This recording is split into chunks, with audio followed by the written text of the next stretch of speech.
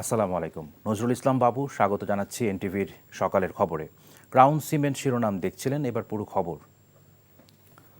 ভারতের আগরতলায় বাংলাদেশ সহকারী হাইকমিশনে হামলা ভাঙচুরের ঘটনায় ক্ষুব্ধ বাংলাদেশ। এমন ঘটনা ভিয়েনা কনভেনশনের লঙ্ঘন বলে বিবৃতি দিয়েছে পররাষ্ট্র মন্ত্রণালয়।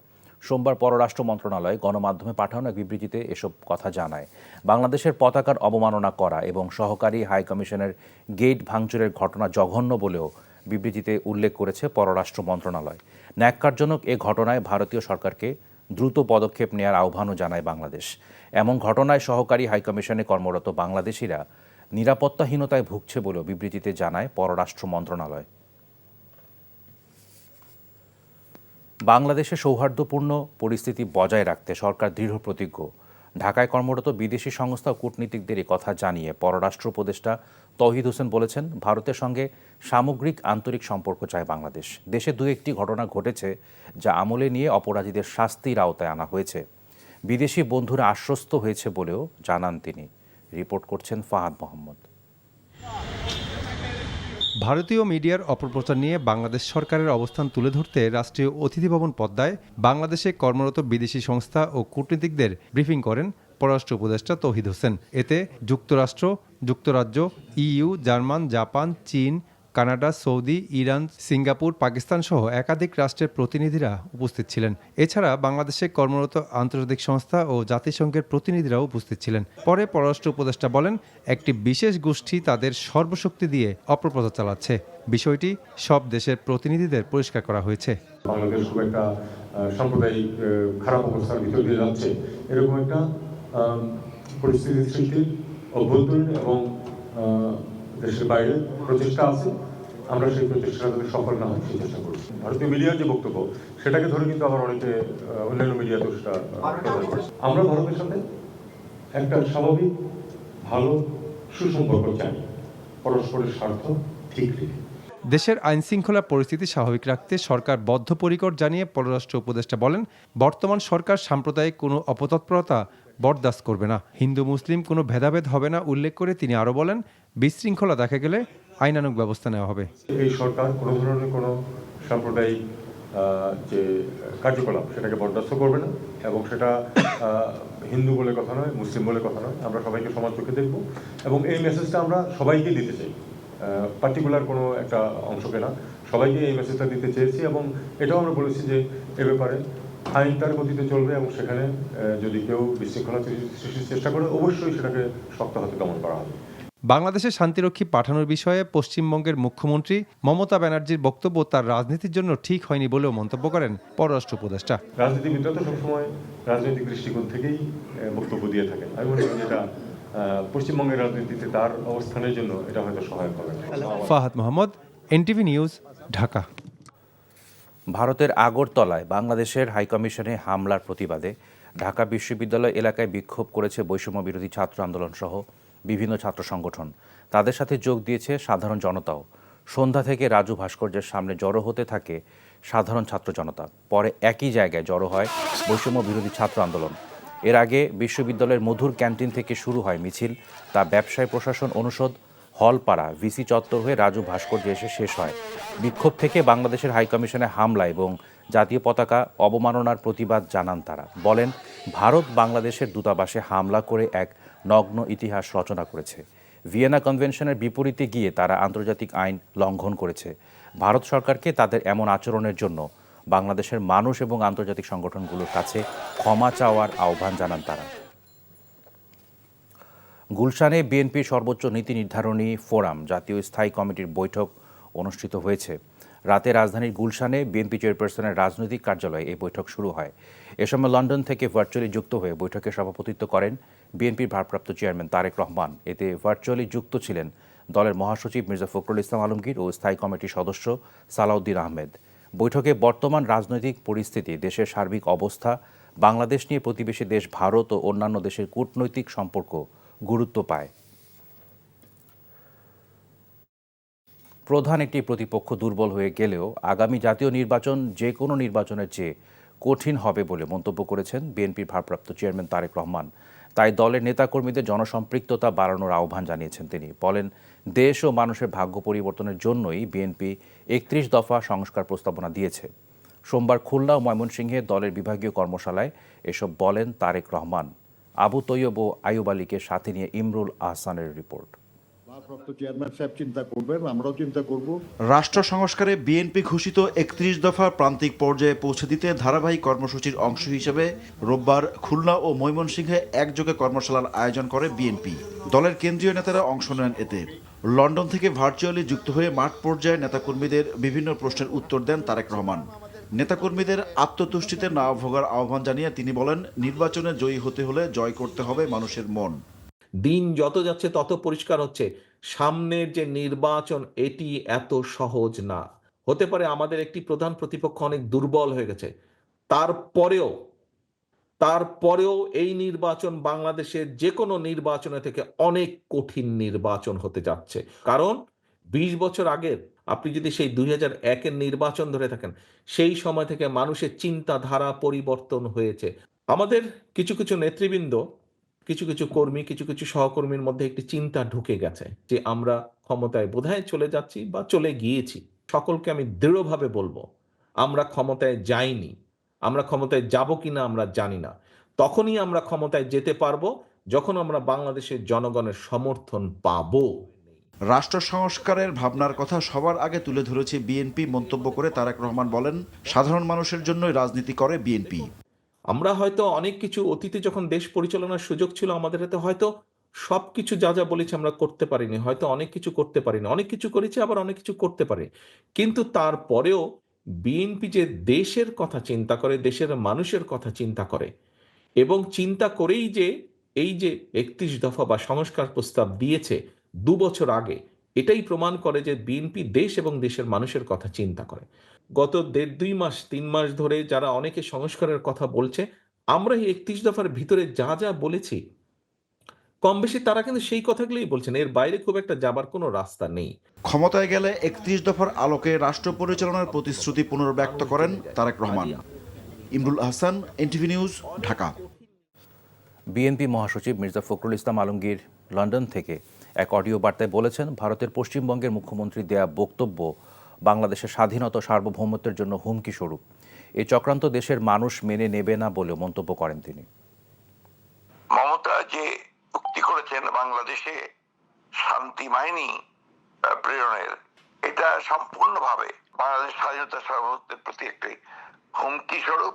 ভারতবর্ষের পত্রিকা এবং মিডিয়া এবং তাদের নেতৃবর্গ যেভাবে এই সম্পূর্ণ একটা মিথ্যাকে তারা প্রচার করছেন এবং বাংলাদেশের স্বাধীনতা সার্বভৌমত্বের প্রতি হুমকি দিচ্ছেন, এটা কোনো মতেই বাংলাদেশের মানুষ গ্রহণ করবে না।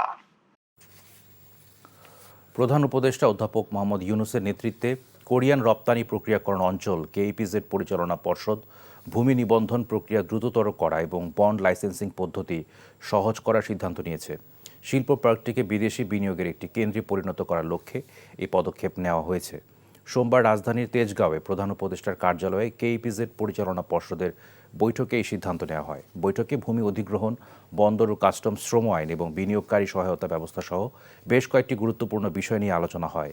কমিটি দ্রুততম সময়ে কেইপিজেডকে বাকি ভূমি হস্তান্তর সম্পন্ন করা, অনুমোদিত অর্থনৈতিক অপারেটর মডেল চালু করা, বন্ড লাইসেন্সিং প্রক্রিয়া সহজ করা এবং শ্রম আইন সংক্রান্ত আলোচনার উদ্যোগ নেওয়ার মতো নির্বাহী সিদ্ধান্ত গ্রহণ করে।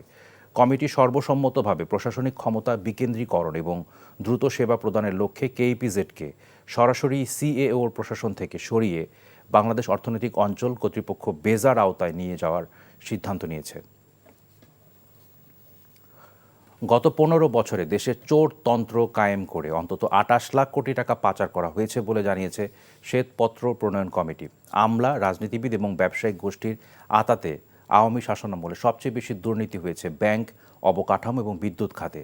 আর উন্নয়ন প্রকল্পে সরকারি ব্যয়ের 40% তছরূপ হয়েছে বলেও জানায় কমিটি।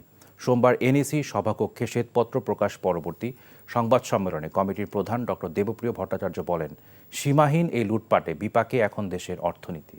সংকট উত্তরণে অন্তর্বর্তী সরকারকে সুনির্দিষ্ট কর্মপরিকল্পনা জাতির সামনে প্রকাশেরও তাগিদ দিয়েছে কমিটি। হাসানুল শাওনের রিপোর্ট। ক্রনি ক্যাপিটালিজমকে বলতাম না, চামচা পুঁজিবাদ। গত 15 বছরে আওয়ামী লীগ সরকার দেশে চামচা পুঁজিবাদ থেকে চোরতন্ত্রের প্রতিষ্ঠা করেছিল, আর তাতে সবচেয়ে বেশি ফায়দা লুটেছে আমলারা। এমন মূল্যায়ন জানিয়ে শ্বেতপত্র প্রণয়ন কমিটি বলছে, পতিত সরকার ক্ষমতায় টিকে থাকতে আইন করে লুটপাট করার সুযোগ করে দিয়েছিল। আইনসভা বলেন, আপনার নির্বাহী বিভাগ বলেন, অথবা আপনি বিচার বিভাগ বলেন, তারা সকলে যখন গোষ্ঠীবদ্ধভাবে একটি চুরির অংশ হয়ে যায়, সেটাই তখন চোরতন্ত্র। এবং এর সাথে আপনার রাজনীতিবিদ, আপনার ব্যবসায়ী এবং আমলা, এই তিন সহযোগ সৃষ্টি করা হলো। কমিটি আরও জানায়, দুর্নীতির জন্য সবচেয়ে বেশি ব্যবহার করা হয়েছে ব্যাংক খাত। এরপর অবকাঠামো, বিদ্যুৎ ও জ্বালানি এবং তথ্য প্রযুক্তি খাত থেকে বিপুল অঙ্কের টাকা লোপাট হয়েছে। 1 নম্বরে আসলে আপনার ব্যাংকিং খাত, 2 নম্বরে যায় হলো অবকাঠামো। অবকাঠামোর বিভিন্ন ক্ষেত্রে যেটা 30-40% পর্যন্ত চুরি হয়েছে, এটি আমাদের ধারণা। এবং অনেক ক্ষেত্রে এই প্রকল্পগুলো অকার্যকরভাবেই সারা জীবন হয়তো বহন করতে হবে, শ্বেত হস্তির মতো। তো আর তৃতীয়ত হলো জ্বালানি খাত। আরেকটি খাতকে আমরা উল্লেখ করেছি যে খাত থেকে ধরা খুব কঠিন, সেটা হলো আইসিটি খাত। কমিটির সদস্য অর্থনীতিবিদরা বলছেন, দুর্নীতি হওয়া অর্থের বেশিরভাগই বিদেশে পাচার হয়ে গেছে। যে প্রবণতা আমরা দেখি সেটা হলো যে এটা বড় একটা অংশ দেশের বাইরে চলে গেছে, কিন্তু সবটাই যে দেশের বাইরে চলে গেছে তা না। শেয়ার ইকোনমি কিন্তু এখনো আছে। দুর্নীতি করে যদি 100 টাকা হয়, তার মধ্যে হয়তো 60 টাকা বাইরে নিয়ে গেছে। সংস্কারের বিরোধীরা যারা নানাভাবে যে গোষ্ঠীবদ্ধভাবে যারা সংস্কারকে আটকেছে, সেগুলো তো এখনো বিদ্যমান। সামনের দিকে বিশেষ করে হবে, যদি আমরা অর্থনৈতিক পুনরুদ্ধারের কথা চিন্তা করি, তাহলে কিন্তু এই গুরুত্বপূর্ণ খাতগুলোকে সংস্কার করতে হবে। শ্বেতপত্র কমিটি বলছে, আগামী 6 মাস অর্থনীতির জন্য খুব গুরুত্বপূর্ণ, তাই সরকারকে একটি মধ্যমেয়াদী নীতি গ্রহণ করতে হবে। গত 6 মাসের হিসাব দরকার, আগামী 6 মাসের আমার একটা কর্মপরিকল্পনা দরকার, 2 বছরের একটি মধ্যমেয়াদী ধারণা আমাদের দরকার। তথ্যের নৈরাজ্যের কারণে বাংলাদেশ এখন মধ্য আয়ের ফাঁদে উল্লেখ করে শ্বেতপত্র প্রণয়ন কমিটি বলছে, উন্নয়নশীল দেশের স্বীকৃতি নেয়ার বিষয়টি এখন আর এড়িয়ে যাওয়ার সুযোগ নেই। Hasanul Shaon, NTV news, Dhaka. জুলাই শহীদ স্মৃতি ফাউন্ডেশনের কেন্দ্রীয় কার্যনির্বাহী পরিষদের 3য় সভা অনুষ্ঠিত হয়েছে। সোমবার সন্ধ্যায় রাষ্ট্রীয় অতিথি ভবন যমুনায় অনুষ্ঠিত সভায় সভাপতিত্ব করেন প্রধান উপদেষ্টা অধ্যাপক মোহাম্মদ ইউনূস। প্রায় 2.5 ঘণ্টার বৈঠকে দ্বিতীয় সভার কার্যবিবরণীর সিদ্ধান্তসমূহের অগ্রগতির পর্যালোচনা, গণ অভ্যুত্থান সংক্রান্ত বিশেষ সেল ও ফাউন্ডেশনের কার্যক্রম সম্পর্কিত আলোচনা, গুরুতর অসুস্থ রোগীদের সহায়তার জন্য medical support team, ICT support team, legal support team গঠন নিয়ে আলোচনা হয়। এ সময় প্রধান উপদেষ্টা আহতদের চিকিৎসার প্রয়োজনে বিদেশে পাঠানোর ক্ষেত্রে দূতাবাসগুলোর কাছে সহযোগিতা চাওয়ার পরামর্শ দেন। আগামী 2 মার্চ চূড়ান্ত ভোটার তালিকা প্রকাশ করবে নির্বাচন কমিশন। সোমবার আগারগাঁওয়ের নির্বাচন ভবনে নতুন কমিশনের প্রথম বৈঠক শেষে এ তথ্য জানান নির্বাচন কমিশনার অবসরপ্রাপ্ত ব্রিগেডিয়ার জেনারেল আবুল ফজল মোহাম্মদ সানাউল্লাহ। এবারের তালিকায় যুক্ত হচ্ছে নতুন 17 লাখ ভোটার, আর এখনও ভোটার না হওয়া প্রায় 28 লাখ নাগরিককে তালিকায় অন্তর্ভুক্ত করে চূড়ান্ত তালিকা প্রকাশের পর বাড়ি বাড়ি গিয়ে তথ্য সংগ্রহের সিদ্ধান্ত নিয়েছে কমিশন। বিস্তারিত জুনায়েদ আল হাবিবের রিপোর্টে। এএমএম নাসিরুদ্দিনের নেতৃত্বে নতুন নির্বাচন কমিশন গঠনের পর নির্বাচন ভবনে প্রথমবারের মতো আনুষ্ঠানিক বৈঠকে বসেন নতুন কমিশন। বৈঠকে আলোচনা হয় ভোটার তালিকা হালনাগাদ, বিভিন্ন সংসদীয় আসনের সীমানা জটিলতা সহ। প্রায় 2.5 ঘণ্টার বৈঠক শেষে জানানো হয়, নতুন তালিকায় যুক্ত হতে যাচ্ছে প্রায় 17 লাখ ভোটার। আগামী 2 জানুয়ারি খসড়া তালিকা প্রকাশিত হবে, আর 2 মার্চ প্রকাশ করা হবে চূড়ান্ত তালিকা। এ পর্যন্ত প্রাপ্ত তথ্য অনুযায়ী আমাদের হাতে 17 লক্ষ ডেটা আমাদের হাতে আছে, যেটা 1 জানুয়ারি 2025-এ আমরা সন্নিবেশ করব এবং তারা নতুন ভোটার হিসেবে তালিকাভুক্ত হবেন। আপনারা জানেন যে 1 জানুয়ারিতে যে ডাটাটা হয়, সেই ডাটাটা 2 জানুয়ারি থেকে শুরু করে 2 মার্চ পর্যন্ত আমরা বিভিন্ন শুনানি ইত্যাদি সম্পন্ন করে চূড়ান্ত আকারে 2 মার্চে আপনার তালিকা প্রকাশ হয়ে যাবে। ভোটার হওয়ার যোগ্যতা থাকা সত্ত্বেও প্রায় 28 লাখ নাগরিক তালিকায় অন্তর্ভুক্ত হননি। তাই চূড়ান্ত ভোটার তালিকা প্রকাশের পর বাড়ি বাড়ি গিয়ে তাদের তথ্য সংগ্রহ করে ভোটার তালিকা হালনাগাদ করা হবে বলেও জানান কমিশনার আবুল ফজল। যারা বাদ পড়লো আমরা চাই যে তারা আমাদের ভোটার তালিকায় সন্নিবেশিত হোক। এই জন্য আমরা সিদ্ধান্ত নিয়েছি আমরা বাড়ি বাড়ি গিয়ে তাদের তথ্য সংগ্রহ করব। 26 সালের 1 জানুয়ারি পর্যন্ত যারা ভোটার হবেন তাদের তথ্যও আমরা বাড়ি বাড়ি গিয়ে সংগ্রহ করব। তা আমরা যখন বাড়ি বাড়ি যাব তখন আমাদের মৃত যে ইয়েরা ছিলেন পুরনো ভোটার তাদেরকে বাদ দেওয়াটা সহজ হবে। এদিকে প্রধান নির্বাচন কমিশনারের সাথে সৌজন্য সাক্ষাৎ করেছেন ঢাকায় নিযুক্ত জাতিসংঘের আবাসিক প্রতিনিধি গোয়েন লুইস। সাক্ষাতে আগামী জাতীয় সংসদ নির্বাচন সহ বিভিন্ন বিষয়ে আলোচনা হয়। জুনায়েদ আল হাবিব, এনটিভি নিউজ, ঢাকা। বেসামরিক বিমান চলাচল ও পর্যটন উপদেষ্টা হাসান আরিফ বলেছেন, হজরত শাহজালাল আন্তর্জাতিক বিমানবন্দরে 3য় টার্মিনাল তৈরিতে নির্মাণ ব্যয় বাড়ানো সহ দুর্নীতির যে অভিযোগ উঠেছে তা খতিয়ে দেখা হবে। সোমবার সকালে রাজধানীর একটি হোটেলে বিমানবন্দরে 3য় টার্মিনাল বিষয়ক গোলটেবিল বৈঠকে এসব কথা বলেন তিনি। জানান, নতুন টার্মিনাল চালু হতে আরও 1 বছর সময় লাগবে।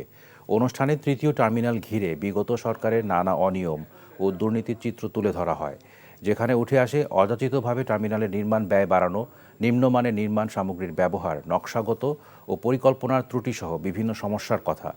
বিশেষ করে টার্মিনালের গ্রাউন্ড হ্যান্ডলিং থেকে শুরু করে নানা সীমাবদ্ধতার কথাও জানান বক্তারা।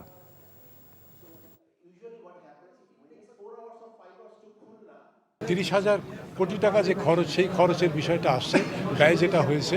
তো সব এই আলম সাহেবের এর মধ্যেই আসছে যে কি নোট পেপারের মধ্যে উনি এই প্রশ্নটা তুলেছেন যে দুর্নীতি না হলে এই খরচটা এত হতো না। তো সেটা নিশ্চয়ই আমরা খুঁটিয়ে দেখব।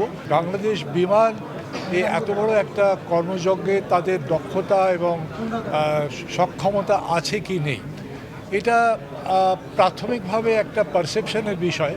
তার কারণ আমরা বিমানের যে সার্ভিস এতদিন পেয়ে আসছি সেটা মনপুত না। 21শে আগস্ট গ্রেনেড হামলা মামলায় বিএনপির ভারপ্রাপ্ত চেয়ারম্যান তারেক রহমানকে হাইকোর্ট থেকে বেকসুর খালাস দেওয়ায় আশুলিয়ায় আনন্দ মিছিল করেছে বিএনপি। আশুলিয়ার গাজীরচট এলাকা থেকে আনন্দ মিছিলটি বের করে ধামসোনা ইউনিয়ন বিএনপির নেতাকর্মীরা। এতে প্রধান অতিথি হিসেবে উপস্থিত ছিলেন আশুলিয়া থানা বিএনপির সাধারণ সম্পাদক ও ধামসোনা ইউনিয়ন পরিষদের সাবেক চেয়ারম্যান আব্দুল গফুর মিয়া। পরে সেখানে দোয়া মাহফিল অনুষ্ঠিত হয়।